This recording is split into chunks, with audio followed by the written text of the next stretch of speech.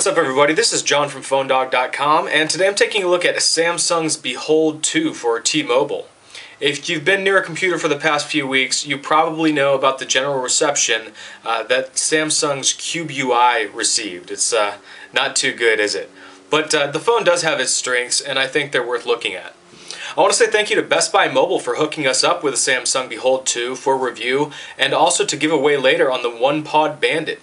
Just go to PhoneDog.com and click on the tab that says Win Free Phones and play the little slot machine game there. You get 5 free spins a day at PhoneDog and 5 free spins a day on Facebook.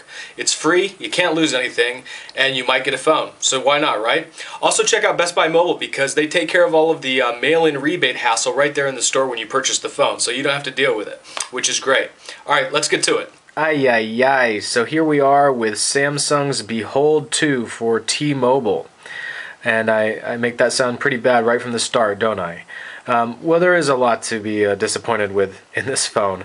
If you're looking at it from the standpoint of somebody who keeps up with Android devices. If you're comparing it with the first Behold, this is a major upgrade. It's got a lot of features that the first one didn't have. My wife had a Behold and she got by with it just fine. She's switched since then. But if you compare this one to the first Behold, it's a huge leap. You've got Wi-Fi, I think 500 more milliamp hours on the battery. It's got a really nice camera software. So from that perspective, I would say, you know, this would make a great phone for my wife or somebody who had one of the first Beholds.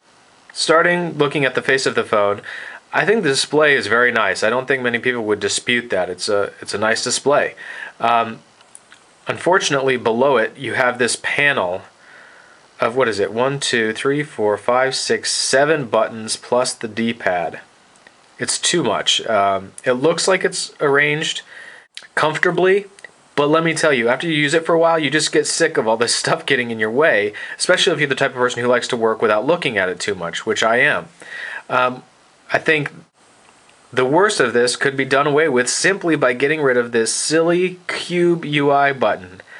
It's such a waste. There's no reason to have it there, and I'll explain all that when we get into the software here. But you know, if you moved that and rearranged some of these buttons, you could have had a lot more intuitive panel here, and a much more efficient use of the real estate at the bottom of the screen there. Next thing I hate, this hold button. This thing is so tiny, it's kind of a hassle. I mean, I just think that was a bad idea altogether. A switch would have been nice if they wanted to do a hold button. The volume rocker's fine. It's great to have a 3.5mm audio jack, and then you've got this, you know, the micro USB for charging and data transfer. As for the materials, I don't know. That's one thing I think I have more complaints about than most other reviewers. I think it would feel much nicer if this phone was metal.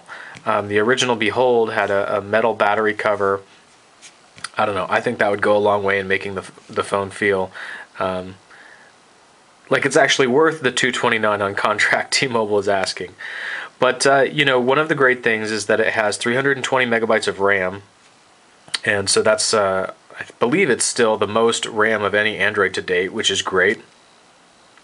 So you will notice that in the performance of the phone. However, it's still got the old Qualcomm 528 megahertz processor. I guess I've covered pretty much everything on the outside, so let's dig into the software here. You've got your 3 desktops here, and you can see the little indicator at the top telling you which one you're on. That's handy. I like how they've been doing that with TouchWiz devices, so you can use widgets, have different setups. But this is an Android device, so all of these little TouchWiz kind of features feel like a downgrade to somebody who's been using Android for a while. Somebody who's been using a Behold 1 will probably love it. If they enjoyed the Behold 1, that is. You can see in here a lot of the menus are clearly TouchWiz. Overall, the phone feels more like TouchWiz than it does like Android, and in some situations they've actually blended features of the two. Had to edit something out there. I was showing somebody's information that I didn't want to, but you know, you have your Android drop-down notification bar, which I think is probably one of the more brilliant aspects of the Android UI. And in this case, Samsung actually got it right. I like having these settings up here. I think that's a really smart addition. But for the most part, they really blundered trying to squeeze TouchWiz over Android. It doesn't belong here. This cube interface, which you could just avoid, but having this dedicated button, you almost feel like you're wasting your money, I would think, if you don't use it. And using this menu at the bottom rotates the cube, or you can spin the cube with your fingers, or you can do it with the D-pad, I think. I was doing it before. Maybe not. Okay. Anyway, it's such a novelty that I think it would be great if we could send this phone back in time and let somebody from 1992 play with it. Because they would thoroughly enjoy this for hours on end, I'm sure. But for today's smartphone user, it's just a waste. And I've read several reviews that said, you know, if you really want to access those applications that the Cube presents to you, if you want to access those on a regular basis, you're going to put shortcuts on your desktop. I mean, who wouldn't? So, you know, it's totally useless. I do kind of like this whole thing with the flipping through the images, I think, and, you know, other media. I think that's kind of cool. Other just strange things, you've got the application dock that pulls out from the side there. I didn't mind that. The camera software is very cool. I'm going to wipe off the screen real quick here. It's got a very bright flash, and this is Samsung's TouchWiz camera software, and it's really nice, actually. One thing that I was not able to do was to take video with the flash on, which I was able to do on the original Behold. So I don't know if I'm just looking in the wrong area, but see, the flash option there is grayed out when you're in camcorder mode. When I go back to camera, flash comes back. Let's do a manual. I think that's on. And I'm sure you can see that that flash, this is just going to wash it out, but is very bright. And that's one feature I liked about the original Behold, is that you could take video in the dark. Not great video, but it worked.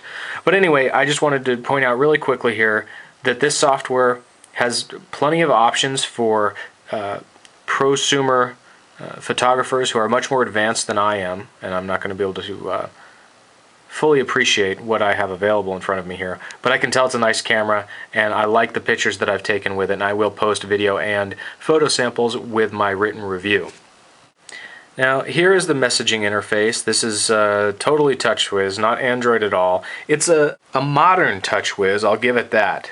But I think it's kind of, I don't know, they've added a little bit of unnecessary interface elements that I think slow things down and make them less intuitive and less friendly. Now you can see I've put the HTC Sense keyboard on here. This is not official. You can't go buy this. Actually, you're not supposed to do that. But I just wanted to show you that you could replace it. Now I want to switch back to the default keyboard so that you can see it. And unfortunately, they've replaced the Android settings with these TouchWiz settings, which doesn't make sense. Generally, you're seeing all of the same options available, but things just aren't going to be where you expect them to be if you are an Android user.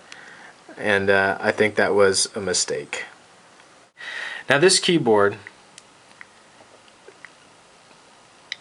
I didn't mean to do that. I don't like this keyboard at all. I don't like anything about it. I don't like this home screen. I don't like the cube. I don't like the way that Samsung covered up Android menus and mixed and matched things in this odd hodgepodge between the two UIs. It's like they couldn't decide which elements Google did better than them. And that's why I say, if you have the Samsung Behold 2, or you're going to buy the Samsung Behold 2, replace their user interface.